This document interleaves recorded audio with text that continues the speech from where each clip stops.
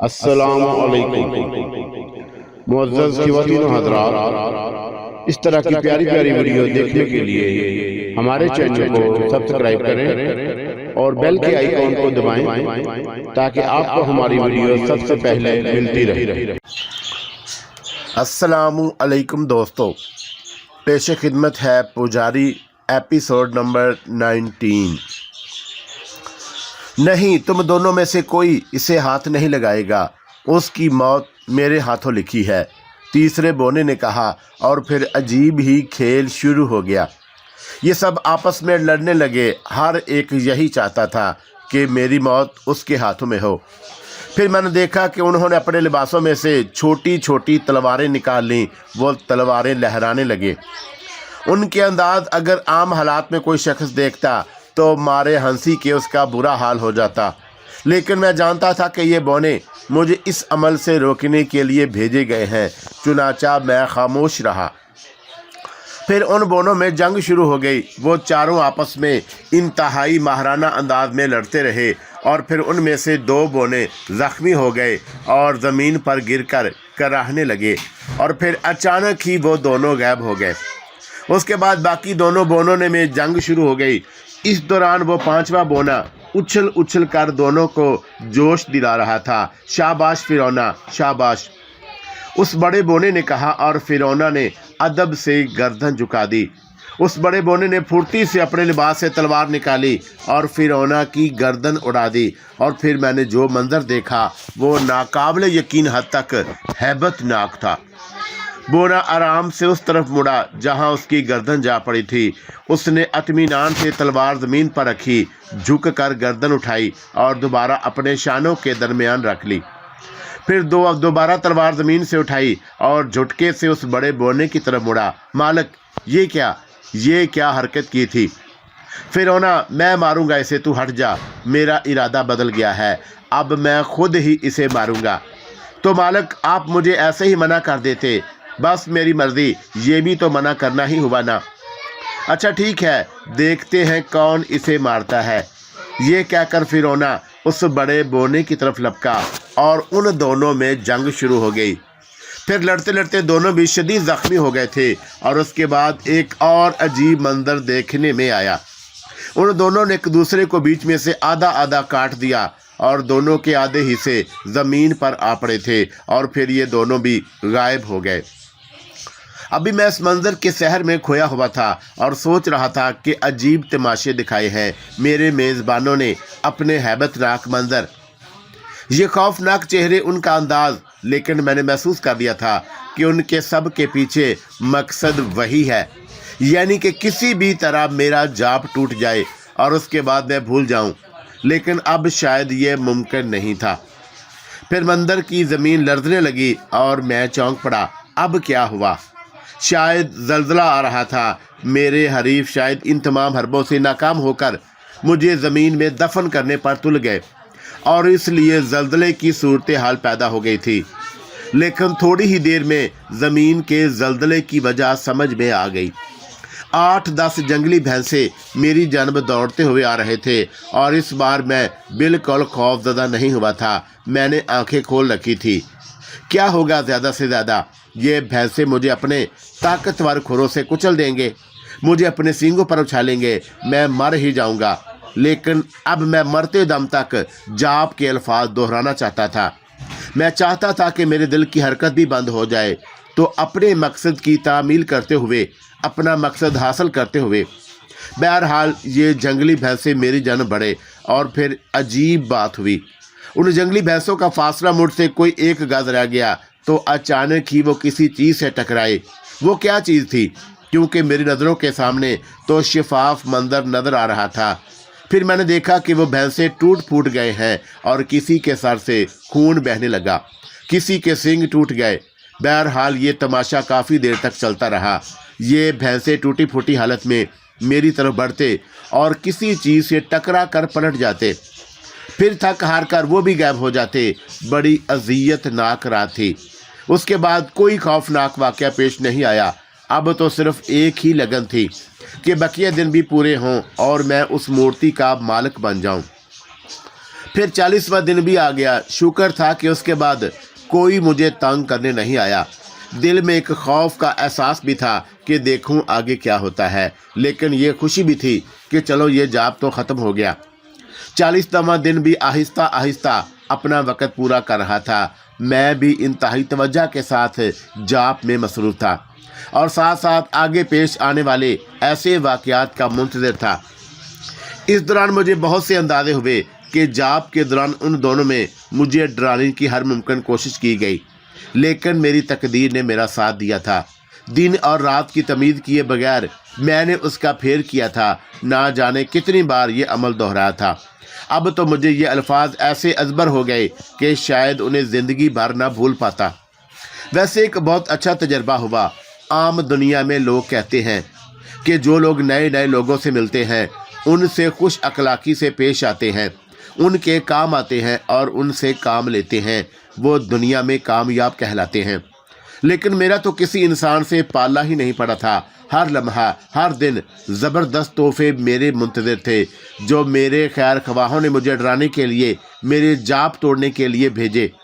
अपने उन मौसलों के तोहफ़ों को भी नहीं भूल सकता था। वो मकरू शक्ल की बिल्लियाँ जिनकी गुर्राहट आदमी के बदन को लर्जा दे, वो इंसानी आवाज़ों में हंसी और उन्होंने मेरा मजाक उड़ाया था, मुझे रोकने की कोशिश की थी। उसके बाद वो मर्द और औरत, हाँ वो मंदिर तो जैसे दिमाग पर नक्श हो गया। वो औरत जिस तरह से उस आदमी को खा रही थी, उसका अंदाज जानवरों से भी बदतर था। किस तरह उसने उस शख्स की आंखें नोची, कान चबाए और वो शख्स, उसकी ज़ुबान बिल्कुल ठीक काम कर रही थी। हालांकि शुरू में उसके अल्फाज मेरी समझ में नहीं आए। मैं तो यही समझा था कि शायद होंठ कटा होने की वजह से ऐसा है, लेकिन आखिरी वक़्त में वह सही अल्फाज अदा कर रहा था। इसका मतलब है कि दोनों ही बदरू थे। फिर वो बकरे के कटे हुए सर जो मेरी तवज्जो हटाने के लिए फेंके गए, फिर बच्चों की रोने की आवाज़ें, और उसके बाद वो हैबतनाक बोने जो मुझे मारने के लिए बेचैन थे, और उसके बाद वो भैंसे जिनकी आंखों में खून की झलक थी, इस तरह नमूदार हुए थे कि जैसे मुझे ख़त्म ही कर देंगे। लेकिन मैं खौफज़दा हुए बगैर उन तोहफ़ों को कबूल करता रहा, उन्हें बर्दाश्त करता रहा था और उन्हें बर्दाश्त करना ही था। और अब इस जाप के इख्तिताम का वक़्त आन पहुंचा था। फिर सूरज ढल गया और यही वक़्त था जब मेरा जाप मुकम्मल हो गया। हाँ, 40वें दिन सूरज ढलने तक का वक़्त बताया गया था मुझे। और फिर अचानक ही मैंने किसी को अपनी तरफ आते हुए देखा और अपनी जगह सहम गया। लेकिन फिर मैंने सोचा हो सकता है कि ये भी मेरे मौसमों का कोई तोहफ़ा हो। चुनाचा मैं उस तोहफे के इस्तकबाल के लिए तैयार हो गया। गालबन वो कोई औरत ही थी और उसके पैरों में घुंघरू बंधे थे और उसके कदमों की धमक के साथ आवाज़ें पैदा कर रहे थे। आहिस्ता आहिस्ता वो मेरे करीब आ गई और मैं उसे देखता रहा, और फिर वो बिल्कुल करीब आ गई और उसकी शक्ल देखकर मैं हैरान रह गया। आने वाली सामरी थी, चेहरे पर वही मुस्कुराहट का अंदाज लिए, आंखों में वही रोशनी। लेकिन मुझे मोहतात रहना चाहिए, हो सकता है कि ये भी फरेब हो, और अगर मैं अपनी जगह छोड़ दूं तो सब कुछ ख़त्म हो जाए। और फिर वो मुझसे मुखातब हुई, राजू। मैंने कोई जवाब नहीं दिया। राजू, मैं हूँ सामरी, तुम्हारी साथी, तुम्हारी दोस्त। और जवाब में मैंने खामोशी ही इख्तियार किए रखी। राजू, तुम्हारा जाप ख़त्म हो गया है, अब तुम आज़ाद हो, तुम बोल सकते हो, तुम अपनी जगह से उठकर बाहर जा सकते हो, बाहर की फ़िज़ाओं में सांस ले सकते हो, कुछ बोलो। मुझे एहसास हुआ कि वाकई मेरा जाप ख़त्म तो हो गया है और मैं किसी को कम से कम मुखातब तो कर सकता हूँ। चुनाचा मैंने कहा, मैं कैसे मान लूँ कि तुम सामरी हो। जवाब में सामरी का कहका बुलंद हो गया, अब मेरे पास कोई निशानी तो है नहीं जो तुम्हें दिखाऊं और यकीन दिलाऊं। फिर भी ये मेरी नज़र का धोखा भी हो सकता है और मेरी आवाज़। उन 40 दिनों में मैंने जहाँ जो कुछ देखा है उसके सामने तुम्हारी आवाज़ सामरी जैसा होना कोई तज्जुब की बात नहीं। नहीं राजू, मेरा यकीन करो, मैं सामरी हूँ। अच्छा ये देखो। ये कहकर वो मेरी जान बढ़ी और उसने मेरा हाथ पकड़ लिया। मैं उससे अपना हाथ छुड़ाने की कोशिश करता रहा, लेकिन उसकी गिरफ्त और मजबूत हो रही थी। मुझे मजबूरन खड़ा होना पड़ा और उसने फिर कहा, देखो राजू, मुझसे पहले तुमने जो कुछ यहाँ देखा या जिन चीज़ों से तुम्हारा वास्ता पड़ा, उन्होंने तुम्हें छुआ तक नहीं और छू भी नहीं सकते थे। जाप के दौरान तुम्हारे इर्द गिर्द एक दीवार थी, एक ऐसी दीवार जो ना तुम्हें नजर आ सकती थी और ना किसी और को, और तुम तक पहुंचने वाली हर चीज उस दीवार से रुक जाती थी। और जहां तक उस बकरे के खून के छींटों का तल्लक है तो उसके लिए दीवार की जरूरत नहीं थी। वो एक बेज़रर चीज थी, लेकिन तुम देख लो, एक भी सर तुमसे टकरा ना सका। मैं तुम्हें हाथ लगा सकती हूँ, मैंने तुम्हें हाथ पकड़ कर खड़ा कर दिया है। ये इस बात का सबूत है कि मैं उनमें से नहीं हूँ। मैं सिर्फ और सिर्फ सामरी हूँ, तुम्हारी मैडम, तुम्हारी दोस्त। अब तुम आज़ाद हो। मैं सोच में पड़ गया। वाकई ये सब कुछ दुरुस्त ही लग रहा था।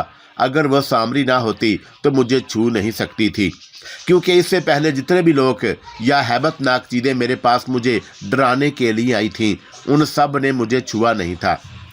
सामरी ने फिर कहा कि अब जब कि तुम आज़ाद हो तो तुम अपने इनाम के हकदार भी हो, आओ मेरे साथ। सामरी ने मेरा हाथ पकड़ा और मुझे लिए हुए संधानी के मुजस्मे के करीब पहुंच गई, और फिर उसने संधानी के पैरों को छुआ और मैंने देखा कि उसके पैरों के पास से ज़मीन सिरकनी शुरू हो गई। गालबन उसके पैरों में कोई बटन था जिसके दबाने से ज़मीन में खला नमूदार हो गया, और फिर वहाँ इतनी जगह बन गई कि एक आदमी वहाँ से बाआसानी अंदर जा सकता था। सामरी ने मेरा हाथ पकड़ा और फिर नीचे कदम रख दिया। नीचे कई सीढ़ियाँ बनी हुई थी जो गालबन किसी तय खाने में जाकर ख़त्म होती थी। हमने उन सीढ़ियों से नीचे उतरना शुरू कर दिया। अभी हमने 8-10 सीढ़ियाँ तय की होंगी कि एक जानब से आवाज़ आई, बचा लो, हमें बचा लो। और मैंने चौंक कर उस तरफ देखा। वो एक सरकटा शख्स था। हाँ, मैंने पूरे होशो हवास की आलम में उसे देखा था। वो सरकटा ही था, लेकिन ये सरकटा बोल रहा था। मैं खौफ से कांपने लगा। नहीं राजू, डरो नहीं, ये हमें कुछ नहीं कहेगा, सामरी ने कहा। हम कुछ और नीचे उतरे तो एक शख्स को देखा और उसके पूरे बदन पर कांटे थे और दोनों आंखें गायब थी। अरे लड़के, बचा ले, बड़ा अन्याय हुआ है हमारे साथ, बल्कि जुल्म किया है हमने जीवन के साथ। भगवान के लिए बचा ले हमारा जीवन। मैं बहरहाल इंसान था, डर लग रहा था, लेकिन इतना यकीन था कि सामरी के होते हुए अब मुझे कुछ नहीं होगा। नीचे उतरने के दौरान इसी तरह के लोग मुझसे टकराते रहे, और किसी का सर नहीं तो किसी के जिस्म पर कांटे थे। कोई कोढ़ का मरीज था तो कोई हाथ से महरूम था, लेकिन सब की ज़ुबान पर एक ही पुकार थी कि उन्हें बचा ले। फिर हम नीचे तहखाने में पहुंच गए। यहाँ मध्यम रोशनी फैली हुई थी और हर चीज़ वाज़े नज़र आ रही थी। बिल्कुल गार जैसी जगह थी, जैसे किसी गार का अंदरूनी हिस्सा हो। सामरी बोली कि जानते हो ये लोग कौन थे? जवाब में मैंने नफ़ी में सर हिला दिया। ये उस मूर्ति के हसूल के ख्वाहिशमंद थे। क्या? हाँ, तुमसे पहले इन लोगों ने मुझसे मूर्ति के हसूल की ख्वाहिश ज़ाहिर की और मैं उन्हें यहाँ ले आई।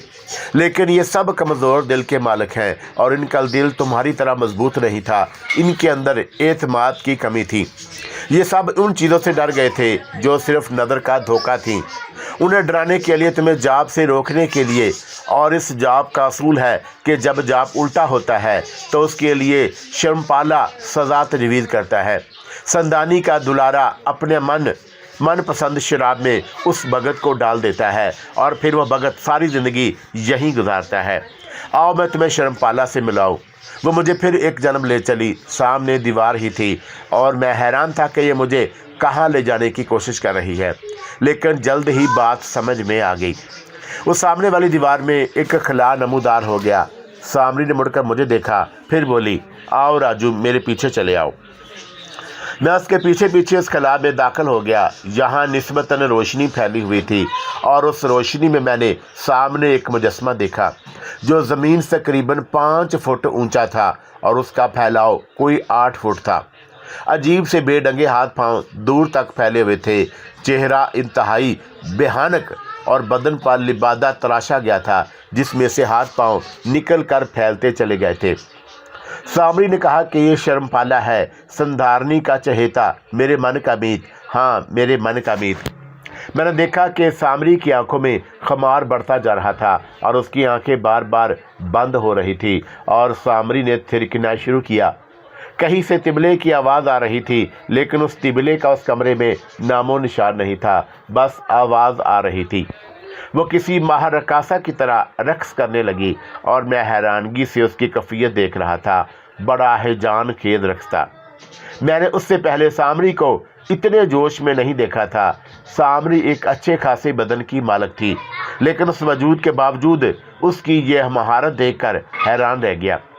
کافی دیر تک وہ رقص کرتی رہی۔ طبلے کی آواز کے ساتھ گھنگرو کی جھنکار، ایک عجیب سا سما پیدا ہوا اور سامری کا چہرہ شدت جوش سے سرخ ہو گیا تھا، لیکن یہ کیا، اس کے چہرے کی کھال پھٹنی شروع ہو گئی اور پھر اس کے ہاتھوں پیروں کی کھال پھٹنے لگی اور اس کا بدن نیلا پڑتا جا رہا تھا اور پھر اس کی زبان اس کے سینے تک لٹک آئی، آنکھیں لال انگارہ ہو گئی، جبڑے کھینچ گئے۔ میں خوف زدہ بھی تھا اور حیران بھی، کیسے کیا ہو گیا؟ اور پھر اس کے رقص کرنے کی رفتار کم ہونے لگی، ساتھ ہی ساتھ طبلے کی آواز بھی مدھم ہوتی جا رہی تھی اور پھر وہ بھی ختم ہو گئی اور سامری بھی رک گئی۔ اس نے میری طرف دیکھا، وہ آنکھیں، اور ان آنکھوں میں انگارے روشن تھے۔ پھر طبلے کی تھاپ دوبارہ شروع ہو گئی اور اس کے ساتھ دوبارہ رقص کرنے لگی، اور اس بار میں نے عجیب و غریب منظر دیکھا۔ اس کے بدن میں ہاتھوں کی جگہ مزید 2 ہاتھ نکلنے شروع ہو گئے اور پھر اس کی لمبائی اصلی ہاتھوں جتنی ہو گئی اور اس کے بدن سے اس کی ٹانگیں 2 سے 4 ہو گئیں اور پھر مزید نکلنے لگیں۔ اب وہ اپنی اصلی ٹانگوں کے علاوہ اپنی اضافی ٹانگوں پر بھی ناچ رہی تھی، جس کی وجہ سے اس کا باقی جسم کبھی دائیں طرف جھک جاتا اور کبھی بائیں طرف۔ پر اسرار اور ہولناک منظر تھا۔ سامری خود کسی چڑیل سے کم نہیں تھی، بکھرے بال، لٹکی ہوئی زبان اور اس کے سارے ہاتھ پاؤں، پھٹا ہوا گوشت۔ اور پھر رقص کرتے کرتے وہ اچانک رک گئی اور تیزی سے میری طرف مڑی۔ راجو، بڑی عجیب تھی آواز تھی اس کی۔ جی راجو، تجھے مورتی چاہیے نا؟ جی، میں شدید خوفزدہ تھا۔ آؤ میرے پاس آؤ۔ کیا؟ میرے پاس آؤ راجو، اور اس نے نرم لہجے میں کہا، لیکن میں اس کے حلیے سے شدید خوفزدہ تھا۔ میں آج خوش ہوں راجو، بہت خوش ہوں۔ تم اپنے مقصد میں کامیاب ہو گئے اور تم نے وہ حاصل کر لیا جس کے لیے کئی لوگ اپنا جیون گنوا بیٹھے۔ کیا تم خوش ہو؟ جی، بہت خوش۔ جی بالکل۔ اچھا، تو پہلے یہ مورتی لے لو۔ اور اس نے اپنے لباس سے ایک مورتی نکالی۔ یہ وہی مورتی تھی جو اس نے پہلے مجھے دی تھی۔ میں ڈرتے ڈرتے آگے بڑھا اور پھر میں نے وہ مورتی اس کے ہاتھ سے لے لی اور اس نے پھر کہا، راجو، تم نے یہ مورتی بے شک حاصل کر لی ہے اور تم اس کے حقدار ہو، لیکن یہ کام تم نے صرف اپنے لیے کیا ہے نا؟ جی۔ اور اس کام کے بدلے میں مورتی کیسے ملی؟ تمہیں ہی ملی نا؟ جی بالکل۔ تو اس میں تو تمہارا ہی فائدہ ہوا، اس میں مجھے کیا ملا؟ آپ میری جان لے سکتی ہیں۔ ارے نہیں، ایک اتنی ہمت والا لڑکا جس نے بڑے بڑوں سے ادھورا رہ جانے والا عمل کر دکھایا، اور اس کی زندگی تو میرے لیے انتہائی قیمتی ہے۔ اور پھر سب سے بڑھ کر یہ کہ تم میرے دوست ہو، اور اس دوستی کے سلسلے میں تم سے ایک کام لینا چاہتا ہوں۔ مجھے بتائیے، کیا کام لینا چاہتی ہیں آپ مجھ سے؟ میں وعدہ کرتا ہوں کہ آپ کا ہر کام کروں گا، میں نے سہمے انداز میں کہا۔ اب میری وہی کیفیت تھی۔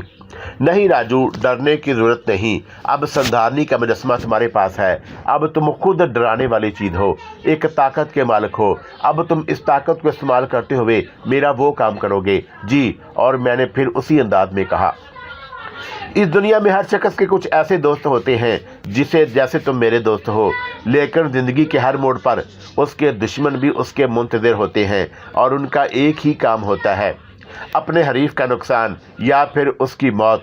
اس جیون پھیر میں میرے بھی 5 دشمن ہیں جو میری جان لینے کے خواہش مند ہیں۔ میں چاہتی ہوں کہ میں ہی انہیں ان کے جیون سے آزاد کر دوں اور انہیں اس تکلیف سے ہمیشہ کے لیے مکتی مل جائے کہ میں ابھی تک زندہ کیوں ہوں۔ اور تم سمجھ رہے ہو نا میری بات؟ جی میڈم۔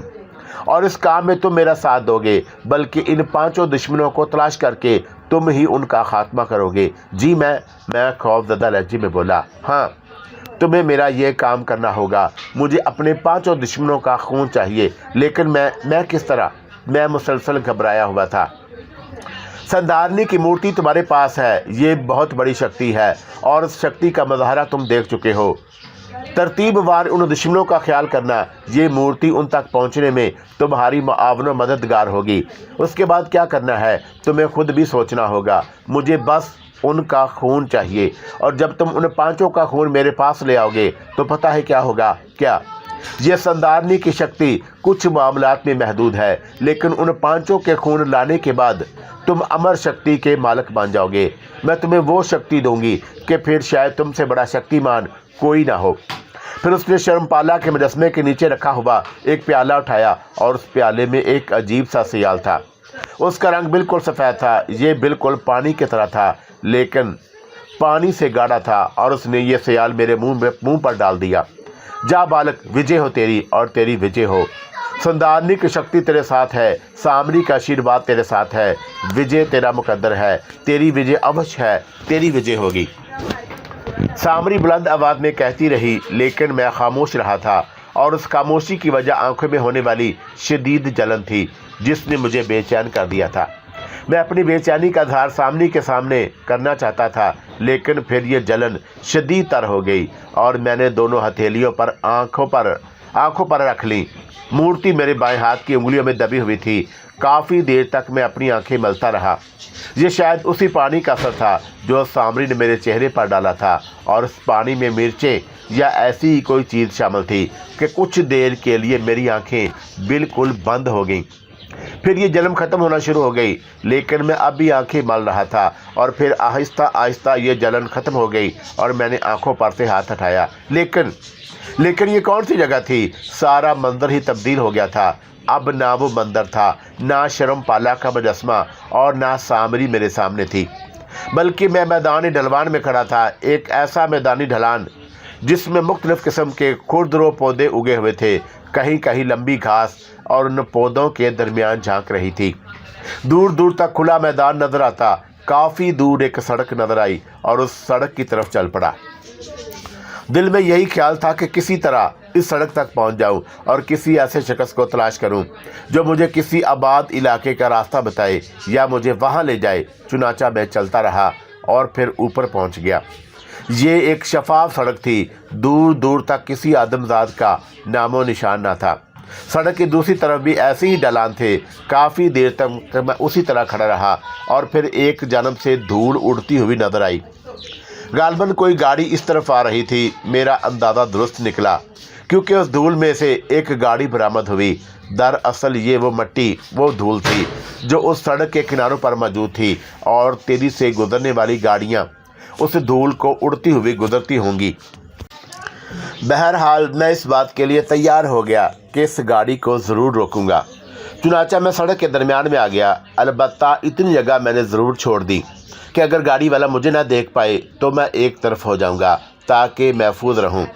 پھر میں نے دونوں ہاتھ اٹھا دیے اور زور زور سے اس انداز میں ہلانے شروع کر دیے جیسے میں مدد چاہتا ہوں، اور پھر اس گاڑی والے نے مجھے دیکھ لیا کیونکہ اس کی گاڑی کی رفتار کم ہونا شروع ہو گئی۔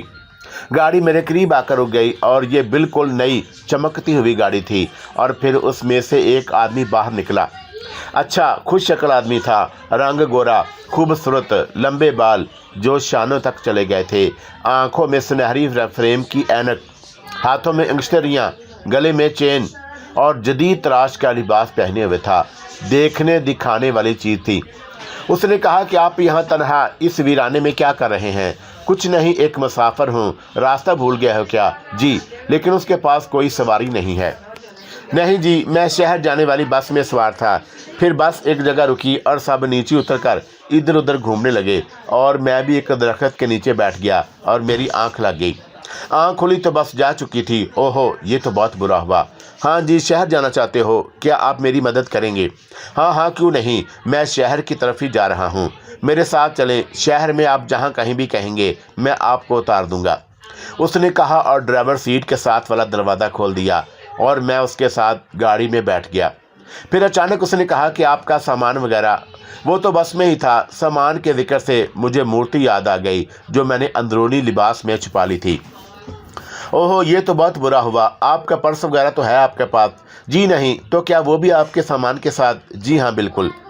پھر تو اس بس کو تلاش کرنا ہوگا، اگر سامان نہ ملا تو اس کی رپورٹ کرنا ہوگی۔ چھوڑے صاحب، اب جو ہونا تھا وہ ہو گیا، لیکن پھر بھی کوئی اہم کاغذ، کوئی ایسا دستاویز جو اہم ہو اور جس کے لیے رپورٹ کرنی ہو۔ نہیں صاحب، سامان میں صرف میرے کپڑے اور کچھ پیسے تھے۔ چلو یہ بھی غنیمت ہے۔ بہرحال برا ہوا ہے، بہت برا ہوا۔ تم کہو تو اس سامان کے حصول کے لیے میں کوشش کروں گا۔ نہیں صاحب، آپ کیوں تکلیف کرتے ہیں؟ جانے والی چیز تھی، چلی گئی، اب اس کا غم کیا کرنا۔ تمہارا نام نہیں پوچھا میں نے ابھی تک، تمہارا نام کیا ہے؟ راجو۔ راجو ہے جی میرا نام۔ مجھے دلاور خان کہتے ہیں۔ راجو تم کہاں رہتے ہو؟ کیا اسی شہر میں؟ نہیں جی، اس شہر میں تو میرا ایک اجنبی کی حیثیت سے جا رہا ہوں، میں تو جمال پور کے ایک علاقے شاہ بستی میں رہتا ہوں۔ اچھا، آپ کے والد کیا کرتے ہیں؟ والد نہیں ہیں، اور والدہ وہ بھی نہیں ہے۔ بڑا افسوس ہوا سن کر۔ آئی ایم ویری سوری، اور جواب میں خاموش رہا۔ آپ پڑھتے ہیں؟ نہیں جی۔ پھر کوئی کام وغیرہ کرتے ہیں؟ جی ہاں، ایک دکان پر ملازم ہوں۔ اچھا، اور پھر وہ خاموش ہو گیا۔ کافی دیر تک اسی طرح خاموشی چھائی رہی۔ پھر اس نے کہا کہ اکرم آباد میں کہاں قیام کریں گے؟ اس کے پوچھنے پر پہلی بار مجھے اس شہر کا نام پتہ چلا۔ ہم جا رہے تھے جہاں، اور میں نے کہا کہ وہاں میرا کوئی جاننے والا نہیں۔ پھر آپ کے پاس تو اب پیسے بھی نہیں ہیں؟ جی، میں نے افسردہ لہجے میں کہا۔ آپ ایسا کیوں نہیں کرتے کہ میرے ہاں قیام کریں، بلکہ یہی اچھا رہے گا۔ جی، آپ کا یہ احسان ہی بہت ہے کہ آپ مجھے شہر تک لے جا رہے ہیں، ورنہ میں تو ان بیابانوں میں ہی سر ٹکراتا پھرتا۔ اس میں احسان کی کوئی بات نہیں، بحیثیت انسان یہ میرا فرض ہے، اور اگر کوئی شخص یہ سب کچھ نہیں کرتا تو میں یہ سمجھتا ہوں کہ وہ انسانیت سے خارج ہے۔ چنانچہ آپ کے لیے بہتر یہی ہے کہ آپ کچھ روز میرے ہاں قیام کریں۔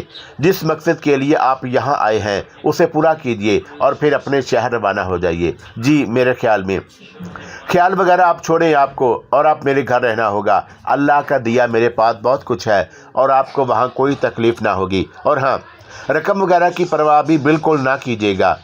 میں اس کو کیا جواب دیتا، خاموش ہی رہا، اور پھر کافی فاصلہ طے کرنے کے بعد گاڑی شہر میں داخل ہو گئی۔ گاڑی کچھ دیر مختلف سڑکوں پر دوڑتی رہی۔ راستے میں مجھے اندازہ ہوا کہ یہ چھوٹا سا شہر ہے، لیکن صاف ستھرا ماحول، سڑکیں خوبصورت، چاروں طرف ہریالی ہی ہریالی، چھوٹے چھوٹے بازار، بڑا ہی پرسکون ماحول۔ اتنی بڑی تبدیلی! بہرحال اس تبدیلی سے میں اب تک پریشان رہا تھا، لیکن اب کچھ سکون محسوس ہوا۔ اب مجھے ایک مقصد مل گیا، ساتھ ہی طاقت بھی دی، اور ایک ایسی طاقت جو بہرحال ایک حیثیت رکھتی تھی، اور یہ شخص تو میرے لیے فرشتہ ہی ثابت ہوا۔ پھر گاڑی مختلف راستوں سے گزرتی ہوئی ایک کوٹھی کے سامنے جا کر رک گئی۔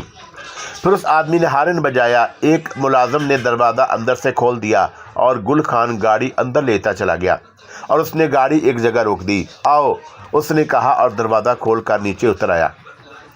میں بھی نیچے اتر آیا، اور میں نے گل خان کو دیکھا۔ اچھا خاصا لمبا چوڑا تھا یہ شخص، انتہائی شاندار شخصیت تھی۔ اور پھر میں نے کوٹھی پر نظر دوڑائی۔ انتہائی خوبصورت کوٹھی تھی۔ ایک طرف وسیع لان تھا جس میں مختلف قسم کے پھول تھے، دیوار کے ساتھ ساتھ ناریل کے درخت بھی تھے۔ کوٹھی کی شان و شوکت سے مجھے گل خان کی حیثیت کا اندازہ ہوا کہ یہ شخص انتہائی دولت مند ہے، بڑی آن بان ہے اس کی۔ گل خان مجھے لیے ہوئے آگے بڑھا، اور سامنے جانے کی بجائے دائیں سمت چلا گیا، اور آگے جا کر میں نے دیکھا کہ دیوار کے ساتھ ساتھ 4-5 کمرے بنے ہوئے تھے، اور ان کے آگے چھوٹی چھوٹی کیاریاں بنی ہوئی تھی جن میں پودے لگے ہوئے تھے۔ پھر گل خان ان کمروں میں سے ایک دروازے کے پاس آیا، اور زور سے کسی کو آواز دی، گلاب خان، او گلاب خان۔ جواب میں اندر سے آواز سنائی دی، وہ آتا ہے خان، ابھی آتا ہے۔ 2 منٹ کے بعد دروازہ کھلا، اور اندر سے آدمی برآمد ہوا۔ مضبوط ہاتھ پیروں والا پٹھان تھا، معمولی لباس پہنے ہوئے تھا۔ ہمیں دیکھ کر وہ چونک پڑا۔ سلام صاحب، تم آ گیا صاحب؟ تو کیا نہیں آتا؟ نہیں صاحب، کیا بات کرتا ہے، ہم تو انتظار کرتا تھا آپ کا۔ چلو، انتظار ختم ہو گیا، اب خوش ہو نا؟ جی ہاں، بہت خوش ہوں۔ اچھا سنو، یہ ہمارے مہمان ہیں، یہ کچھ دن یہاں قیام کریں گے۔ جی اچھا صاحب، بھائی یہ تمہارے ساتھ قیام کریں گے، اور ان میں سے ایک کمرہ انہیں دے دو۔ کھانے وغیرہ کا خیال رکھنا، ان کو کوئی پریشانی اور تکلیف نہ ہو۔ قاسم آ گیا ہے؟ جی صاحب، وہ اندر کوٹھی میں ہے۔ اچھا ٹھیک ہے، گل خان نے کہا، اور پھر مجھ سے مخاطب ہو کر کہنے لگا، دیکھو راجو، تمہیں یہاں کوئی تکلیف نہ ہوگی، اور تم یہاں رہو، اپنا کام کرو، اور یہ کچھ پیسے ہیں انہیں رکھو۔ اور اس نے جیب میں 100 کے چند نوٹ نکال کر میری جانب بڑھا دیے۔ جی، ارے اس میں جھجکنے کی کیا بات ہے، مجھے اپنا بڑا بھائی سمجھو، اور کھانے پینے یا دوسری چیزوں میں بھی تکلف نہ کرنا، جو چاہیے ہو بلا جھجک کہنا، ٹھیک ہے؟ جی۔ اور یہ اس نے ہاتھ میں پکڑے ہوئے پیسوں کی جانب اشارہ کر کے کہا، یہ آپ رکھیں۔ نہیں، اگر مجھے ضرورت ہوتی تو میں آپ سے مانگ لوں گا۔ ارے نہیں رکھو، یہ رکھ لو، اور اس نے زبردستی نوٹ میری جیب میں ٹھونس دیے۔ گلاب خان نے مجھ سے کہا کہ آؤ صاحب، اور میں اس کے ساتھ اندر داخل ہو گیا۔ کمرہ اچھا خاصا تھا، صاف ستھرا، ایک جنم سحری رکھی ہوئی تھی، درمیان میں ایک میز تھی، اور اس کے علاوہ کمرے میں کوئی سامان نہیں تھا۔ بہرحال سر چھپانے کا بہترین ٹھکانہ مل گیا۔ میں نے سوچا کہ کچھ دن یہاں رہوں گا اور اس کے بعد یہاں سے نکل کر کوئی اور جگہ تلاش کروں گا۔ ابھی تو سامری کا کام بھی کرنا تھا۔ صاحب جی، آپ کے رہنے کا کمرہ ہے، اگر کوئی چیز چاہیے ہو، کسی بھی چیز کی ضرورت ہو تو آپ بلا جھجک کہو، ہم آپ کی خدمت کے لیے تیار ہے۔ جی اچھا۔ او صاحب، آپ ہم کو بولتا ہے جی اچھا، اب حکم کرو، مجھے بھوک لگ رہی ہے۔ صاحب ہم ابھی آپ کے لیے کھانا بھجواتا ہے، آپ منہ ہاتھ وغیرہ دھو لو، وہ دیکھو وہ باتھ روم ہے۔ اس نے ایک جانب اشارہ کیا اور کمرے کے ساتھ ہی باتھ روم بنا ہوا تھا۔ ٹھیک ہے، میں نے کہا اور پھر باتھ روم میں داخل ہو گیا۔ اچھی طرح منہ ہاتھ دھویا اور مجھے مورتی کا خیال آیا اور میں نے اپنے لباس میں سے مورتی نکال لی۔ مورتی بالکل صحیح سلامت تھی اور میں نے اسے واپس اپنے لباس میں رکھ لیا۔ پھر میں باہر آ گیا اور کچھ دیر کے لیے مسحری پر لیٹ گیا۔ آرام دہ مسحری تھی اور لیٹنے میں لطف آ رہا تھا۔ کچھ دیر مسحری پر لیٹنے کے بعد دروازے پر دستک ہوئی اور میں اٹھ کر بیٹھ گیا۔ کون ہو؟ میں ہوں ملازمہ، آپ کے لیے کھانا لائی ہوں۔